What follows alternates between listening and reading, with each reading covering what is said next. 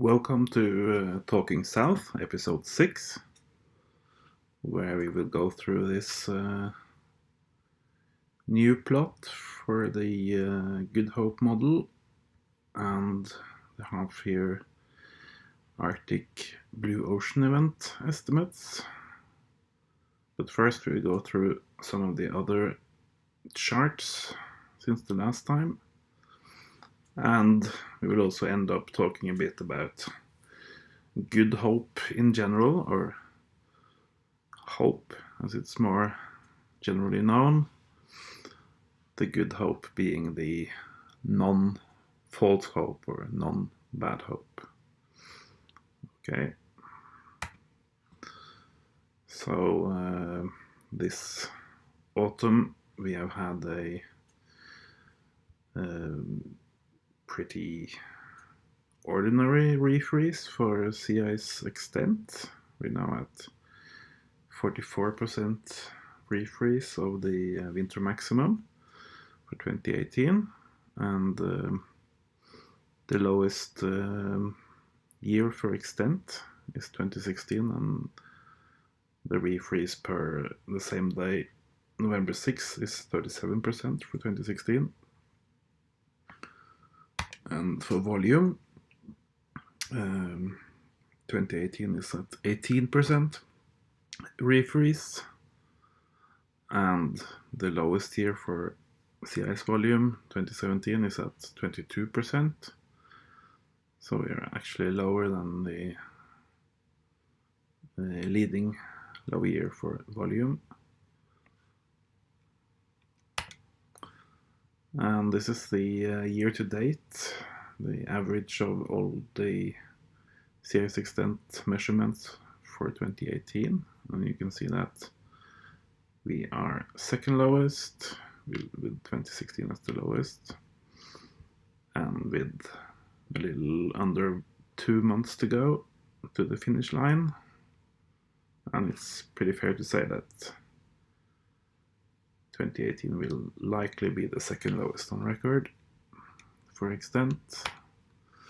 Same graph for volume, and we are fourth lowest. We will likely be beaten by 2016, it looks like that. But anywhere from fifth lowest to fourth or maybe third lowest would be my best guess for volume. Then is the annual volume, annual average extent, and that is different from the previous charts because the annual average is always 365-day averages and not just the days so far this year. So we've been witnessing quite a big turnaround from 2018 being lower than 2016 to it going higher than 2016, and then making it almost full, not a U-turn, but a full turn to go along the 2017 graph. So the finish line, of course, for 2018 will be here on New Year's Eve, and at the moment it looks very unpredictable and sort of either fifth lowest or fourth lowest or third lowest or second lowest. I think during November it will be more settled and we will see more clearly where 2018 is going to end up. So yeah, the Arctic is quite unpredictable almost through the entire year, but you know, these annual average graphs are slightly more predictable than the daily graphs. But even here, I'm quite surprised by this turn, but you know, it's the Arctic. And the same graph for volume, and you can see we are fourth lowest even here, even just as in the volume to date this year, and yeah, you see the prognosis. We are going to be either 5th lowest or 4th lowest at the end of the year. And you see 2017, the lowest year on record, is down here. Okay, and this is a more long-term plot where we go back to 1979 and compare the current 2-year average for sea ice volume. Compare that to the average volume in 1979, and with that you have a progress of 60% from the 1979 level and down to the half-year blue ocean event level. So the half-year ice-free state is 60% along the way. If you look at the 2-year trend, and the 2-year trend is the average of 2 years of the 2 latest years of sea ice volume, and that is up unto November 6th, 2018. So it's like November 7th, 2016 to November 6th, 2018 for the 2-year, and similar for the other number of years averages, 3 year, 1 year, 4 year.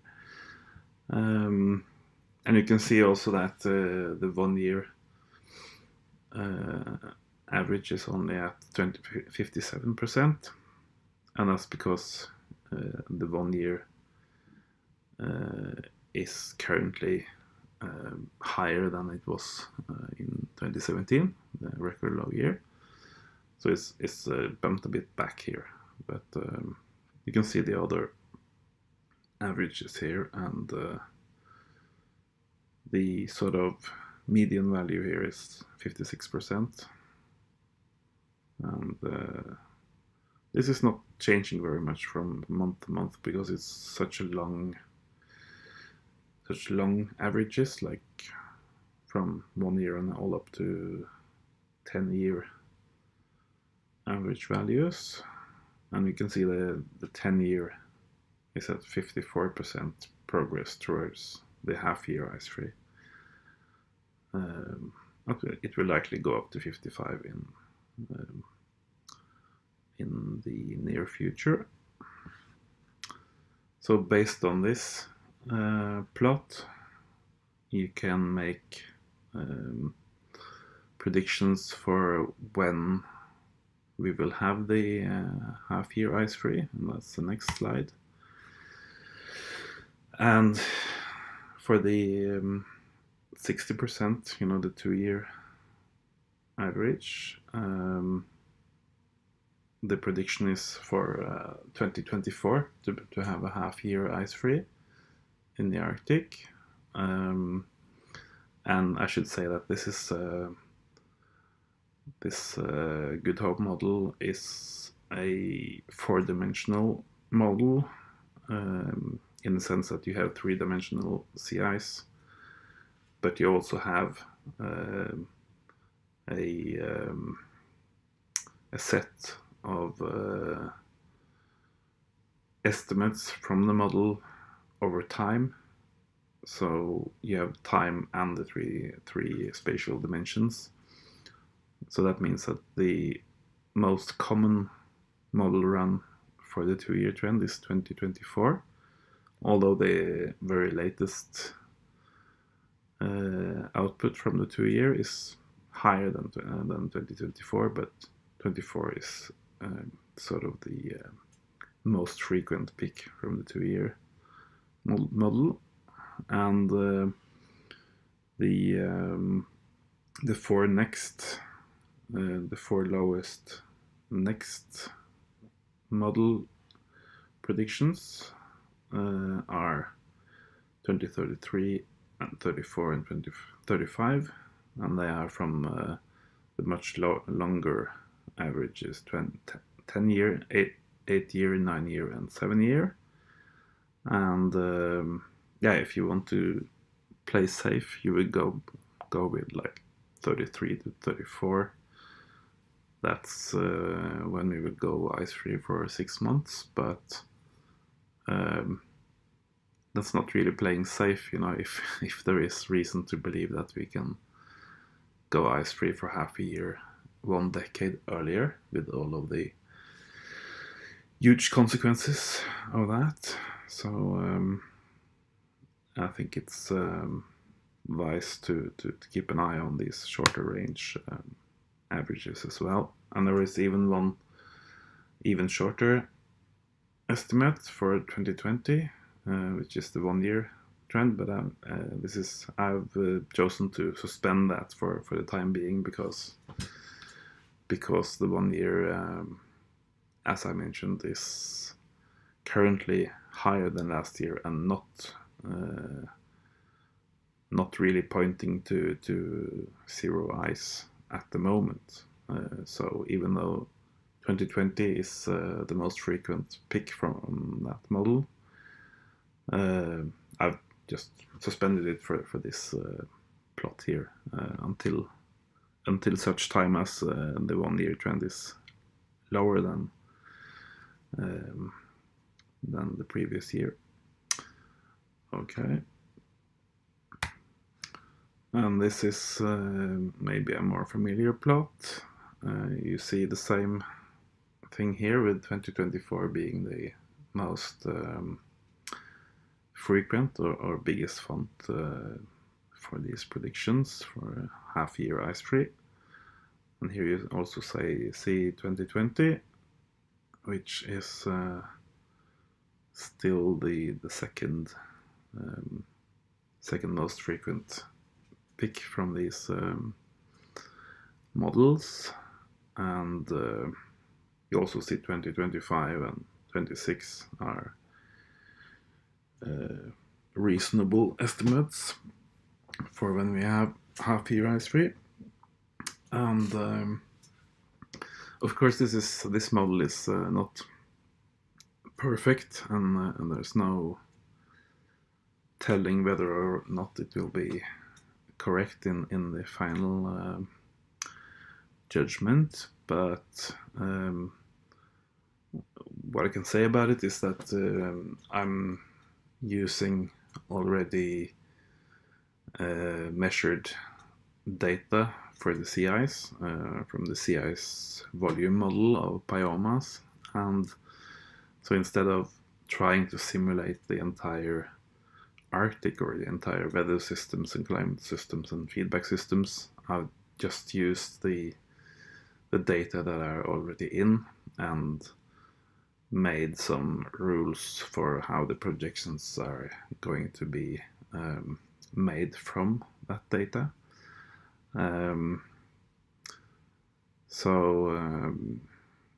Yeah, I promised to also talk a bit about hope, or what I will choose to call good hope.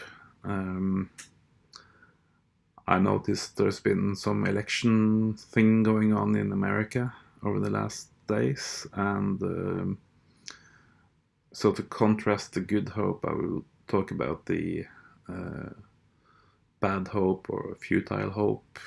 That's the hope everybody is familiar with. I like, say, the Senate in America being dominated by one party, or the House or the Congress being dominated by that party, and sort of the hope that the entire free press is putting into those things is that if that party wins, or that party wins this or that chamber of power, then we will somehow magically stop climate change, or turn the entire apparatus of the industrial war machine around, just like that, just by turning off a switch. And of course, that's not going to happen anytime soon, and it will not happen in these time frames of 2 to 5 years. There's not going to be a total shift in the capitalistic system in such a short time, and you have experts saying that it's too late to make a significant dent in the trend of global warming. It's already a runaway train. It's self-reinforced. You have feedbacks left and right that make sure that it's going to keep warming, whether we choose that political party or not, or whether we start taking the subway or train instead of our car.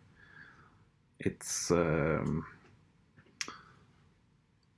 long-term cycles and feedbacks that are already chock full of carbon that's hiding in the ocean for a while and then being released to the atmosphere again, or carbon that's been stored for hundreds of thousands of years in the tundra of Siberia, in the permafrost. All of these things, they don't respect political elections in Europe or America or Australia or anything. It's these are natural processes, and they may be triggered by human industrial civilization, but these days they are already triggered, and they don't need any more triggers from humans to keep going. So sort of the hope connected with this, the good hope, is that we are on a course for civilization collapse, and that means that the war machine, the deep state, and what George Orwell called the perpetual wars, that wars are fought for profit and to keep the population in check. The security state and all of these things are sort of founded on the principle of being at war at any moment. So because we are at war against Oceania or whatever, that means that everybody has to be monitored and controlled by the government, and the deep state wants that sort of system to be in place all the time for its own reasons, to better control their populations. So they wage wars so that their own companies can get the profits from the war industry and from the armament industry and from the aircraft industry and everything. But all of that is going to collapse, of course, together with the industrial civilization. And if you get the kind of feedbacks that are written about in the scientific press, with the carbon in the Arctic, these estimates for a half year of no sea ice in the Arctic are also pretty good estimates for when agricultural crops and whatever feeds human civilization are also going to collapse. So the sea ice is not just some kind of nerdy fascination for one little aspect of the planet, but it's closely connected to our own societies, our civilizations all over the planet. And